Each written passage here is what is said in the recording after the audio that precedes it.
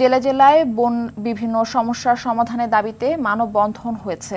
ব্রাহ্মণবাড়িয়ার আখাউড়ার সাবেক আইনমন্ত্রী আনিসুল হকের ফাঁসি ও আখাউড়া পৌরসভার সাবেক মেয়র তাকজিল খলিফা কাজলের বিচারের দাবিতে মানববন্ধন করে এলাকাবাসী। মাদারীপুরের মানব পাচারকারী দেলোয়ার সরদারের বিচারের দাবিতে বিক্ষোভ ও মানববন্ধন করেছে ভুক্তভোগী পরিবার। নোয়াখালীর সেনবাগে বন্যায় ক্ষতিগ্রস্ত মৎস্য খামারিদের আর্থিক সহায়তা প্রদান, সুদমুক্ত ঋণ, মাছের পোনা দাম কমানো সহ 5 দফা দাবিতে মানববন্ধন করেছে উপজেলা মৎস্য খামার অ্যাসোসিয়েশনের নেতাকর্মীরা।